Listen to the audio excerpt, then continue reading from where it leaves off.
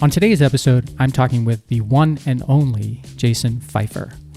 We talk about his amazing book and podcast, both of which are titled Build for Tomorrow, the notion of entitlement, why boundaries are not always what they appear to be, and why he believes in the power of getting someone on the phone. It's funny, you think that the world is full of competition. It's not. The world is just full of people. And a lot of those people are not actually great competition. All you need to do is make sure that you are serving someone else's needs, and they will really like you for it. I loved what he had to share, and I hope you do too.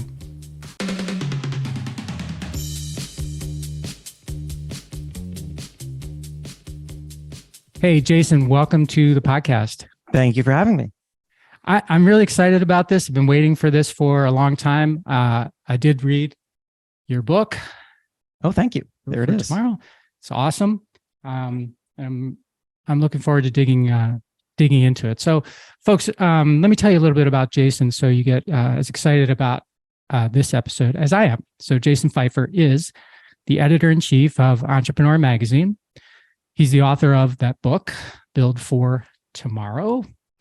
He is a startup advisor, and he's the host of the podcasts, or two podcasts actually, Build for Tomorrow, same name as the book, which, by the way, is a fantastic, like super well-produced podcast. Thank you. And I'm going to compliment it a little bit more when we get into the show.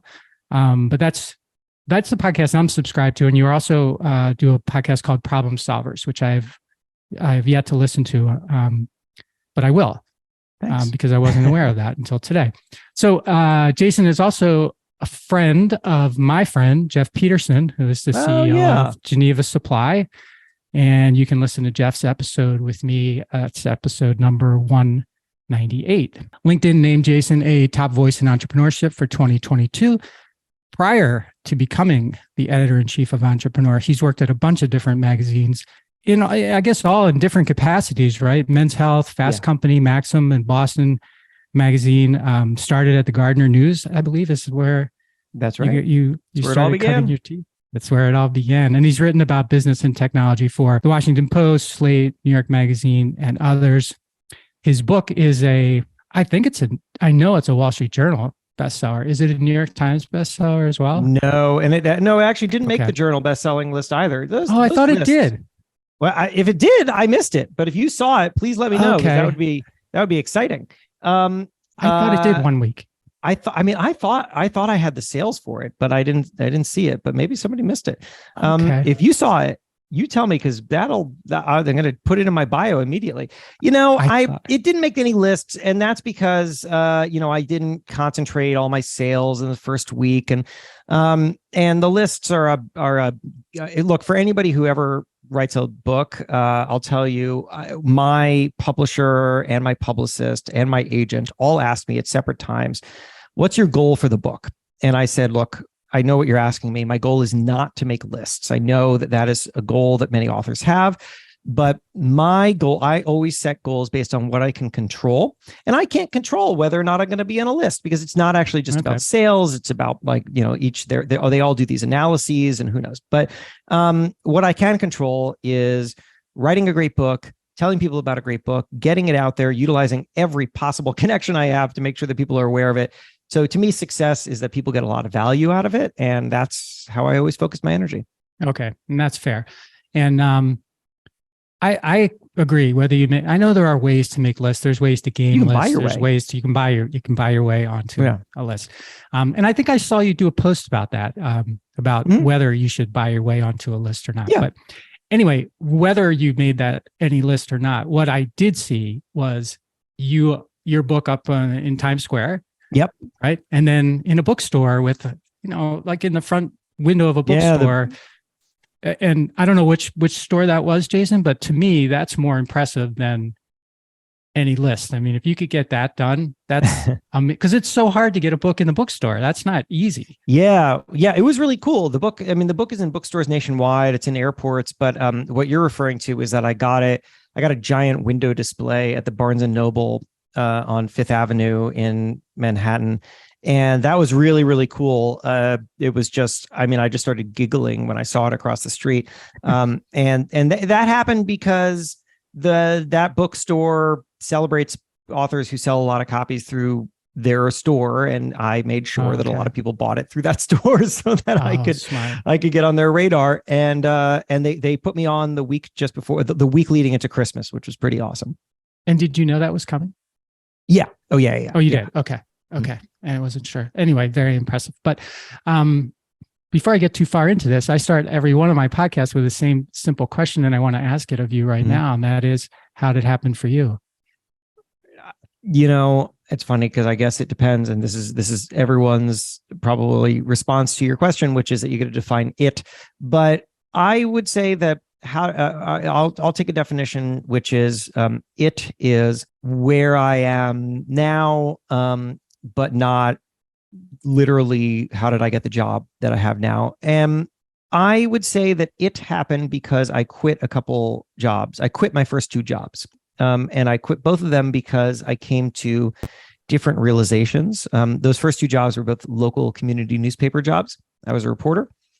And the first time I quit because I was really frustrated that after a year working at this tiny little paper that I didn't feel like I was going anywhere. And I realized that, I can't sit around waiting for someone to notice my genius at this tiny paper. Like the New York Times is not reading my little paper and calling me up and saying, "Kid, we loved your coverage of the local middle school dance. You now cover the White House." Like that wasn't going to happen. So I needed to go to them.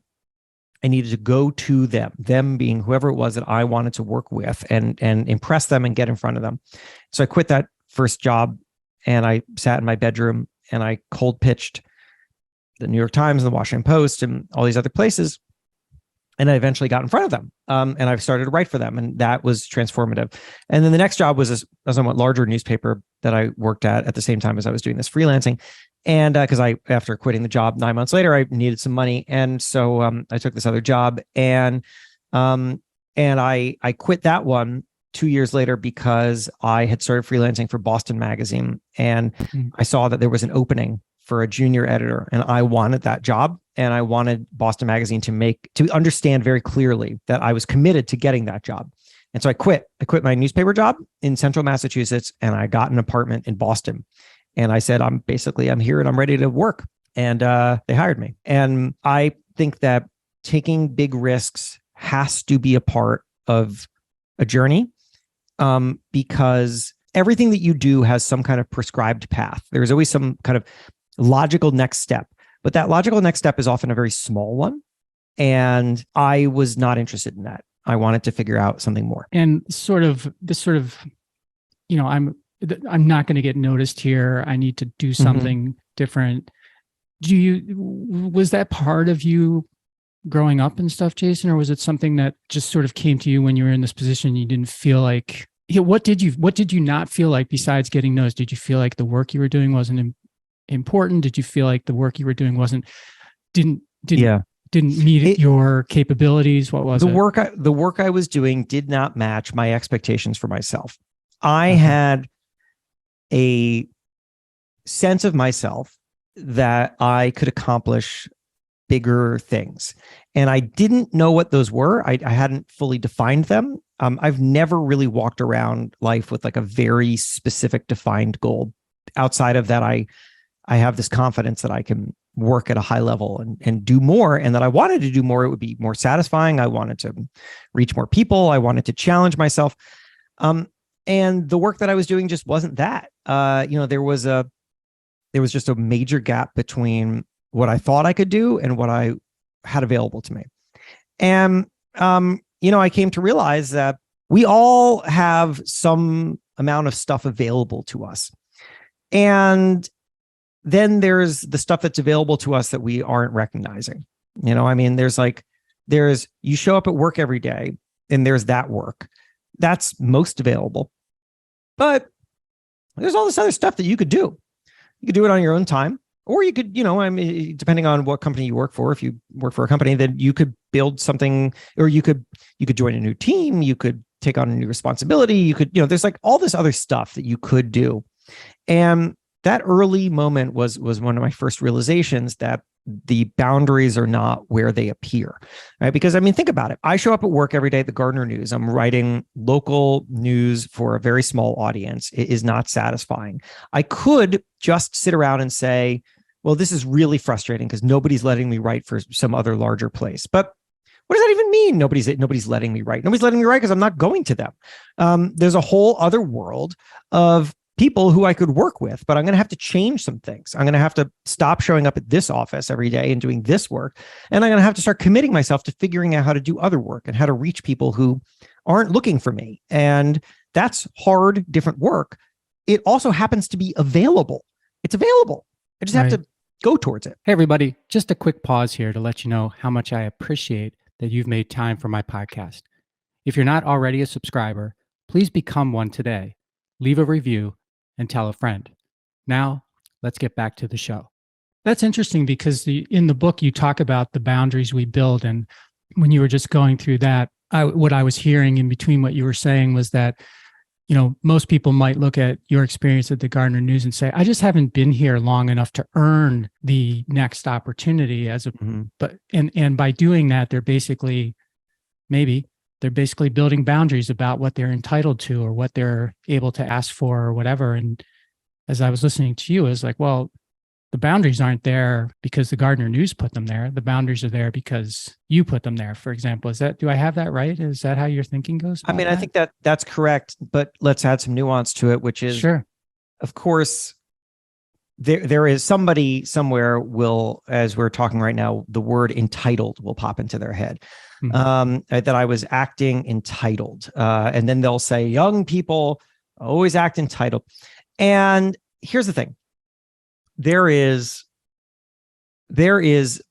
a belief in yourself. And then there's also situational awareness. What I understood was that I had some raw talent. I didn't think that I was amazing at the time. And looking back on it, I certainly wasn't. But I definitely had some raw talent. And I thought that I could apply that to work at a higher level than I was currently working at. But I didn't think that the New York Times was going to hire me as one of their premier columnists or something, right? Like I understood that there was a lot of work to do, but I wanted to, instead of working at the level in which somebody had slotted me, or even at the level in which I was able to get a job as a kid with basically no experience, not coming from a fancy journalism school with no connections, what I was able to get was a tiny newspaper job.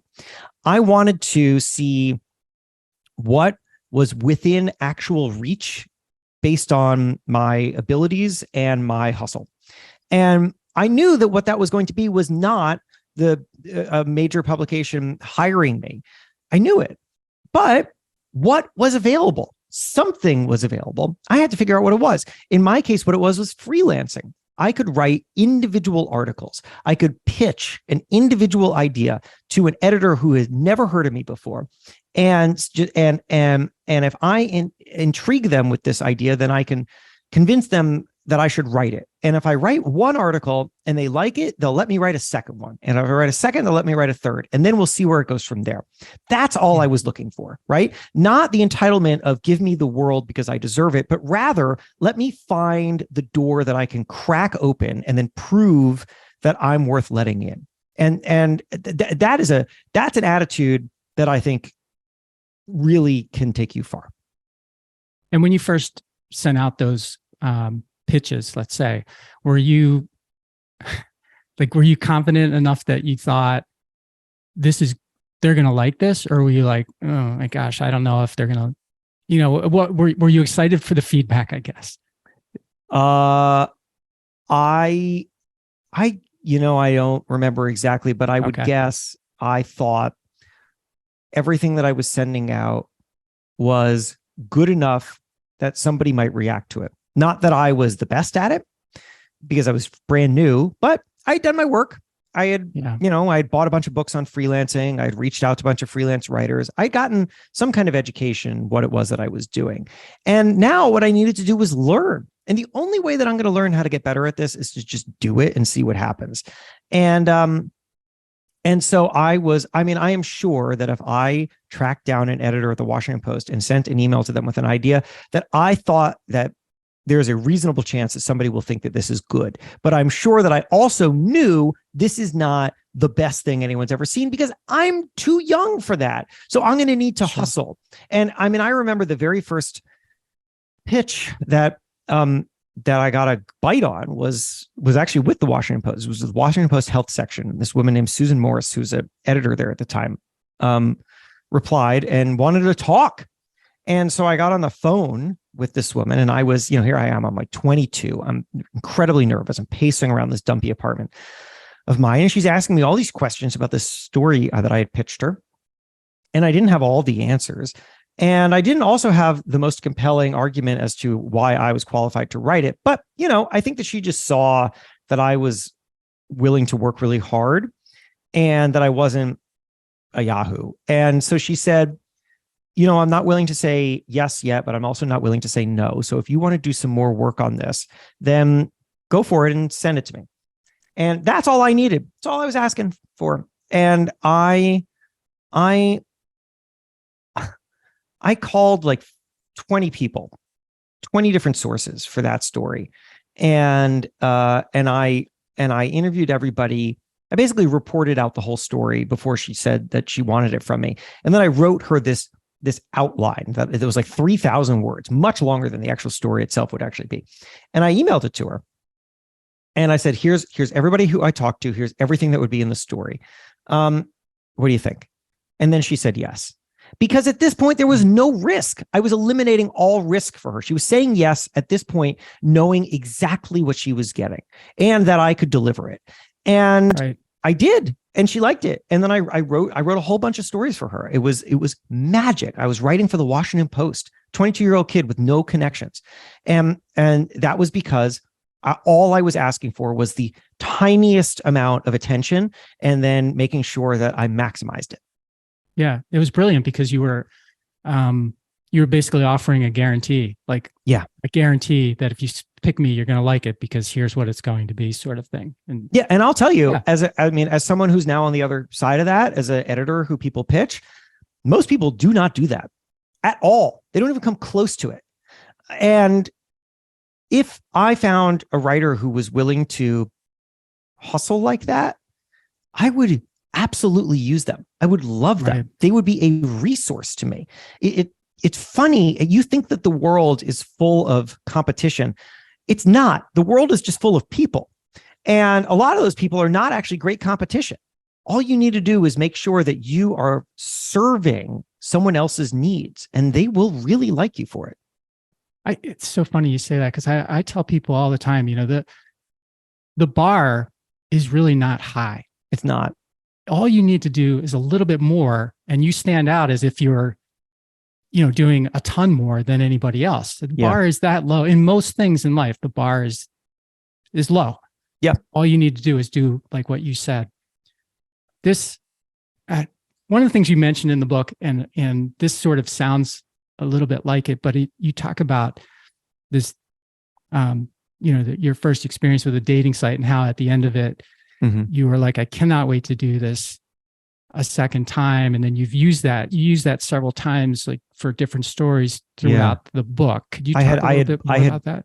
Yeah. Well, the context is that I'd never been on a date. And the reason I was 28, I'd never been on a date. The reason for that was because I had this long-term girlfriend, started dating her sophomore year of college. And then we broke up when I was 28. It was a long time.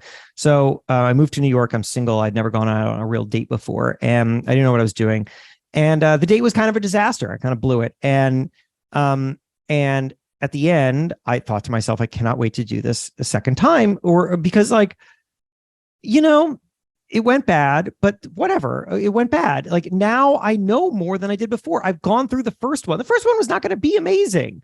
It's not going to. No first one is amazing. So what am I even? What's the bar here, right? The bar should be, how do I learn so that I have more experience about this than I did before? And if that's the bar, then anything that happens, just doing it is of value. And I have applied that in many ways throughout my career ever since. Yeah, like with your speaking, I remember you mentioned it with your speaking, and it's just I think I'm glad it was in there because it's a very healthy way to look at things. Because I think so many people do what you did on that date, and then they're like, "Oh, I'm not doing that again because I don't want to feel that way. Or I don't want to make that mistake, or I don't want to whatever." And they start instead of using it as an experience to get better, they use it as an obstacle to stop. Yeah. Right. Yeah. You know, I think when an experience is bad, the best thing that you can do, and it's not easy, I understand, the best thing that you can do is to try to back away from it and look at it as an object, right? It's an object. And this object is a little ugly, but it contains something in it is useful. If you could rifle around in there, there's some part of it that's pretty useful that you're going to stick in your pocket and carry forward. It's some insight, it's some lesson, it's something. Maybe it's just the fact that it happened, and therefore you don't have to do it again. Whatever it is, I think if we can gain some kind of distance from the things that we're experiencing by giving ourselves something to do with them. Right? I mean, part of the problem with when something goes wrong is that you don't feel like you have a sense of agency anymore, that the thing has happened, you are not in control of it, but you are. You're not in control of the situation, which has already happened. You can't travel back in time, but you are in control of what you do with that experience. Right. And that is something that, as long as you can recognize, you can start to use. Just a short break here to ask you a question. Have you read my book? It's called Ownership: How Getting Selfish Got Me Unstuck, and it's available on Amazon, Audible, and everywhere else. If you're looking for inspiration that will help you unlock your greatness and potential, order or download your very own copy today. Let's talk a little bit about your podcast, because I mentioned it in the bio. I wonder how you come up with your ideas, but then the production is just very, very interesting. You know, where you're on the phone with someone, or you've got that woman that does the voice impersonations for you, and the topics are like very interesting. For example, folks, what people of 1923 predicted about 2023. Stop obsessing over what if. Why nobody wants to work anymore is BS. And then the teddy bear one, and I could just go on and on. They're just, Jason basically picks these stories, and he it's sort of like a debunking of, well, it's maybe not always a debunking, but it sort of has that feel to it. So how do you pick what you're going to work on? And then how long does it take you to do them too? Yeah, it's a long process. So basically what you're hearing, if you listen to the show, it's just like the book. It's called Build for Tomorrow. What you're hearing is the closest that you might, it's sort of like a radio documentary. So there's a narration from me, and then you'll hear other people's voices, and I'll be describing what somebody said, and then you'll hear a little bit of them, and then it'll come back to me, and then it'll go back to them. I do have an actor perform old newspaper articles that we're talking about, and it's I've always struggled to describe it simply, but it is a show about how things change and how we misunderstand that change. And the way that I pick the subjects is mostly that I just stumble upon something that it makes me curious. And you know, I think a lot of people, when they're curious about something, or they just hear some weird thing, they either Google it and just like read whatever Wikipedia entry comes up, or they just say, well, that sounds interesting, and then they move along. I don't do that.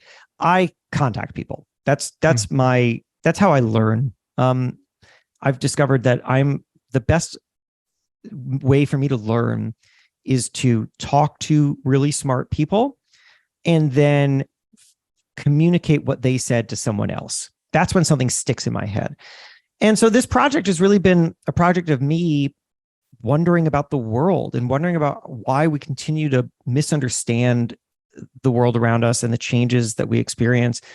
And you know, it just turns out that if you wonder about something and then you call someone who genuinely knows about it, they will tell you stuff that just blows your mind. That is just so much more interesting than anything that you could have imagined, and way more interesting than just like some garbage that you find on the internet. And I couldn't recommend it more highly. Both my podcasts, but also just calling people, like, yes. Like just ask somebody, right? People are fountains of information, and they're often really happy to indulge people's genuine curiosities. I do like when you go to, is it newspapers.com that you use to that's search? What I use. That's really interesting. And the way that she acts out the voices of someone from the 1920s, let's say, it's fun. Really fun. So I use newspapers. If anybody's ever curious about old newspapers, newspapers.com is this great archive search engine for old newspapers. You can search by keyword, and then you can slice and dice by time period and location. And what you're referencing here is that I do this, something I do every year, which is that I go to newspapers.com and I search for what people from 100 years ago predicted about the year we're about to enter. So in December of 2022, as we're looking towards 2023, I went to newspapers of 1923 and searched for the phrase "the year 2023." Like, what did people in 1923 write that contained the phrase "the year 2023"? The answer is always predictions about the 100 years, and they were fascinating. But the one that everyone was talking about back then was by this guy named Charles Steinmetz, who was one of the fathers of electricity, and he was predicting that by 2023, everyone would be working a 4-hour workday, and that the rest of our time would be leisure. And that was because electricity, which was totally new at the time, would have made work so efficient that we wouldn't need to work as much as we do. And so I got curious. Well, why did that happen or not happen? And what can it tell us about? That's so interesting, because here Charles Steinmetz was predicting basically a world of automation that would lead to luxury. Now we have the same exact conversation. We're talking about AI and automation replacing jobs and replacing work, but now we don't see it as leading to luxury. We see it as leading to an economic crisis where people aren't going to have work and they're not going to have money. So what happened in the last 100 years, and what can we learn about it what can we learn about that and then apply to the next 100? So, what do? You call a historian, you call an economist, you start to figure it out. And then, yes, I also call Gia Mora. She's an amazing actress in LA who I'm friendly with, who always acts out these old articles of mine. And in your book, also Build for Tomorrow, you chose to put it into 4 parts. I did the same thing with my book, and I'm interested why you chose that sort of formatting. So first part is panic, the second part is adaptation, third part is new normal, and fourth part is wouldn't go back. And it almost sounded like a product cycle to be like a new product thing, but it's not that. But why did you choose that? So it's the 4 phases of change. I argue that everyone goes through change in 4 phases: panic, adaptation, new normal, wouldn't go back. It's funny, when I pitched the book and sold it to Penguin Random House, it did not have that format. It had a totally different format. And that format was going to be, the first half of the book was going to be about why we panic over change. And the second half of the book was going to be how to adapt to change. And my editor, when he acquired it, Matthew Benjamin, when the first conversation I had with him, he basically was like, "I'm really excited about this book. The structure that you pitched doesn't work at all, but you'll find it." And I thought, oh, okay. And so he said, then when we had our next conversation, he said, "Well, okay, here's what I want you to do. Write the first 4 chapters and then let's talk." And I said, "All right." And so I wrote the first 4 chapters and I sent it to him, and we got on the phone. He said, "All right, well, these were interesting, but they were basically 4 magazine articles. They weren't connected to each other. They didn't feel like they built upon like one idea didn't seem to build upon the next. And they like each one had a kind of different structure and just didn't feel coherent." So spend some time thinking about like how could you create coherence out of these ideas that you have and organize them in a way that feels like it builds across a book, so that the book itself is one coherent narrative. And so I stepped back and I was thinking about this, and I decided, what I need to do is I need to go look at other structures in books. I don't read business books, and part of the reason is because I don't want to accidentally steal people's ideas. And so I'm not that familiar with other business books, but I happened to, somebody had sent me, I have a bunch in my office because people send me them. And so I was flipping through them, and somebody had sent me Greg McKeown's Essentialism, which is a bestseller many times over. And I looked at the table of contents, and he had structured it in this way in which it was 4 parts, and each part had 4 chapters in it. And they built, right? So it was like each part was building towards a bigger idea. It was moving you through how to learn essentialism.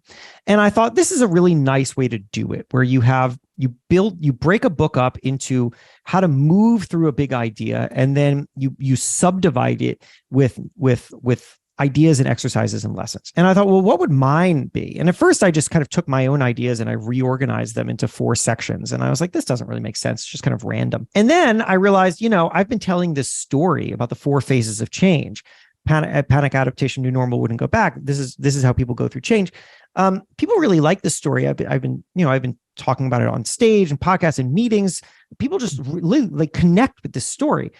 And I wonder if there's something that I could do with and then I was like, wait a second, those are 4 things. Like, what happens if I break the book down into those 4, like the story that I already have, but it becomes the central driving organizational construct. And so I did that. And then I started to move the ideas and insights and exercises that I had around, and I realized that they matched up really well. And that's how I had it. It was luck, and also finding the right ways to use the ideas that you have. Well, you did a wonderful job, in my estimation, of building, like you just described, on not only your own stories, but the stories of other people that you knew from your podcast or from your work at Entrepreneur or wherever you had met and talked to these people. Like the Chip Gaines thing sort of comes into play. You did a really nice job in blending and molding those together. I know we're bumping up against time here, so I do have one more question for you, if you don't mind.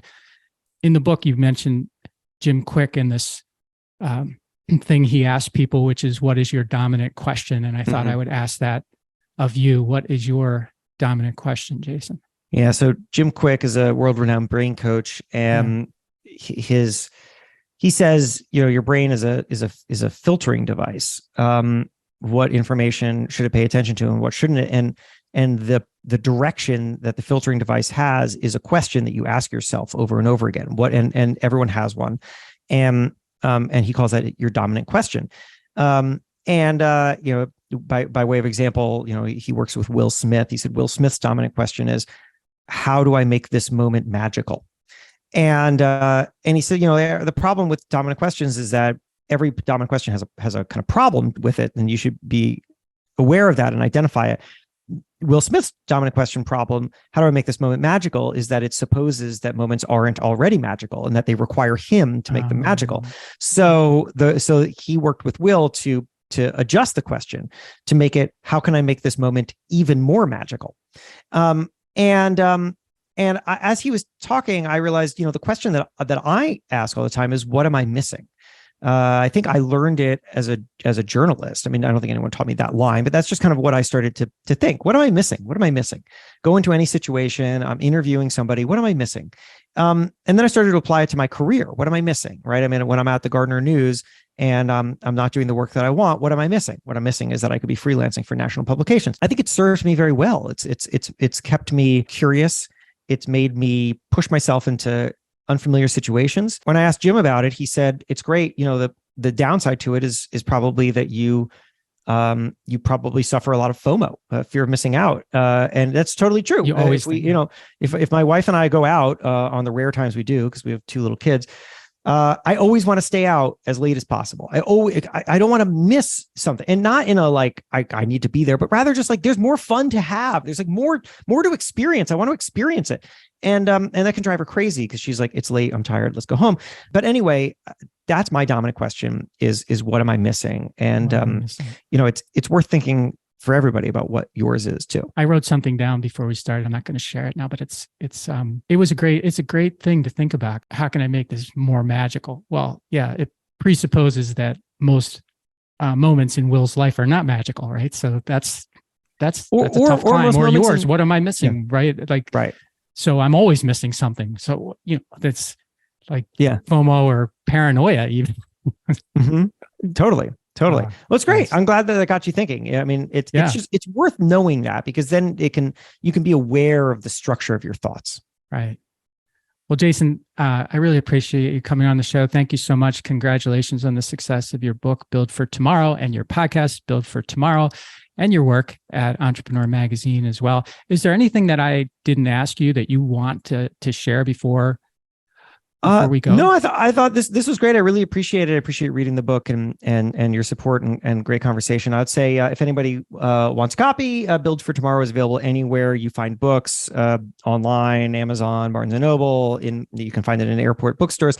Also, audiobook. I read it myself, and ebook. So however you are interested, and then you can find out more about me and reach me directly at my website, which is jasonfeifer.com. Got it. Jason, thank you so much. Thank you.